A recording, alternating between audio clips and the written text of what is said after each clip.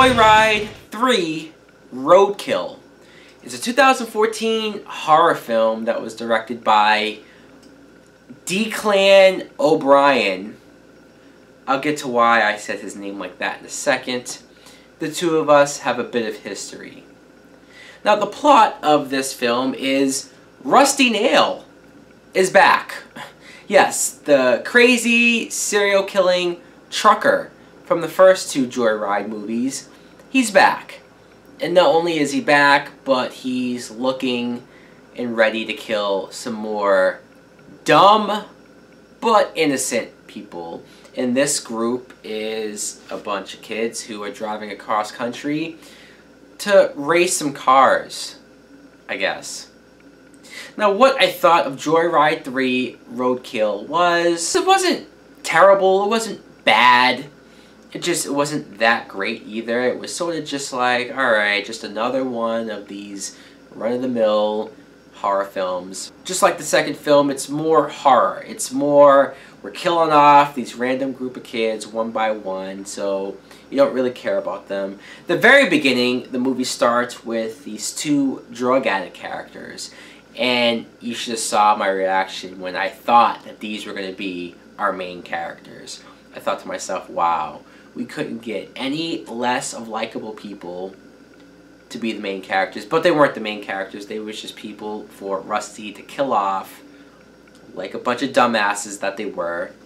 And then when you get to the main group, they're so, I don't want to say archetypal, because they're not. At least archetype characters, at least they have character traits. At least you know what type of person that they are, even if it is typical type characteristics. This movie, it's not even generic. It's, how do you describe these characters? They're just meat skins. And I know that sounds a little weird, but honestly, to me, that's all that they were. They were just people there for Rusty to kill. Nothing more. I didn't care about them. I admit they weren't assholes like the characters in the second movie, so there's that.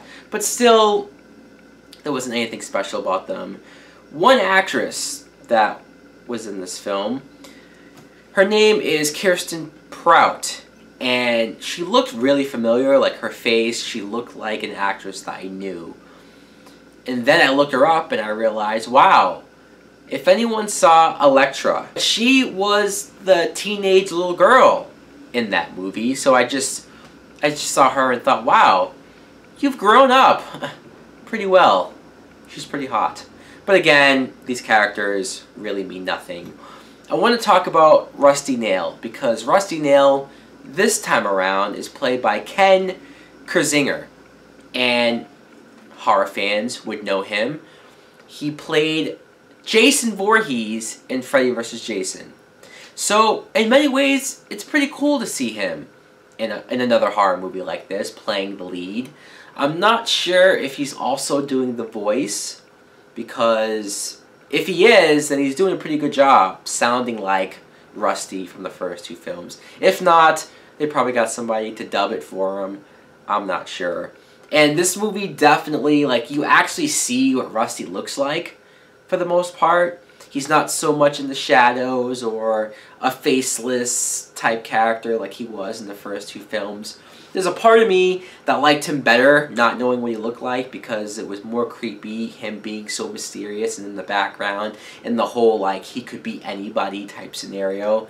But I guess I also understand that it's the third film, fuck it, why not just show what he looks like? Doesn't really matter at this point. There's one aspect to the story that I respect and I appreciated. They don't go far enough with it, but still them putting it in there. The cops are finally on to this fucker. And it's just like, wow, who knows how many years he's been doing this. You assume it's been a long time just from the way that the first two movies and this one is set up, and just how he goes out there, does his thing. He makes it seem so easy, the way he gets away with it too, that I like that this time the cops are actually investigating this. They're onto it. I just wish that the one cop who he makes this big deal, this big statement of, I want this guy and I want him now. But of course, you don't really see him go after him. It's just kind of like, see guys, at least the cops are involved. The blood and gore is definitely there. Dare I say, even more so than the second film. And I already said in my review for that I like the Joyride premises better, where it was in the vein of the first movie, where it took its time with the suspense and the thrills, and it made you appreciate the kills more in your imagination, where these direct-to-DVD sequels are more in your face, more like, oh, here's everything, here it is.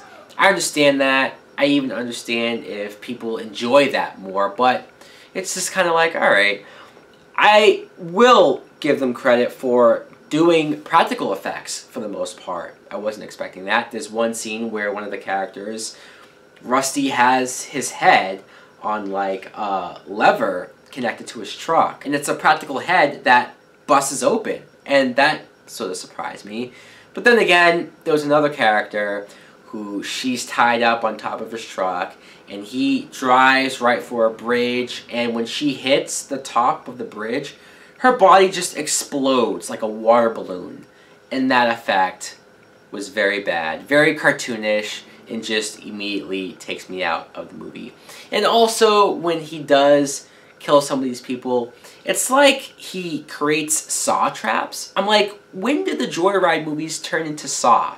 But now, let's get to Declan O'Brien. The history I was talking about was back when I reviewed the Wrong Turn series. This guy directed Wrong Turn 3, Wrong Turn 4, and Wrong Turn 5. 3 Wrong Turn films that were all so shitty and so bad that I hated the guy just based on his name alone for how bad those movies were.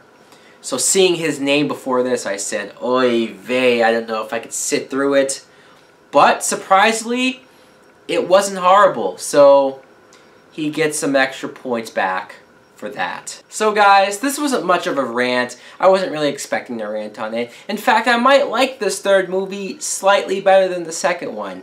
But again, it's not better than the first, and maybe I shouldn't be comparing it so much to the original film. But I can't help it. I like that movie so much. And plus, I guess I can't be too angry, because how many times do you hear me complain about horror movies always being about possession and ghosts and spirits, where here, at least, it's a crazy fucker, trucker, killing people. I appreciate that. Anyways, guys, let me know in the comments below if you've seen Joyride 3. What do you think of it? Thanks for watching. Like and subscribe. Later!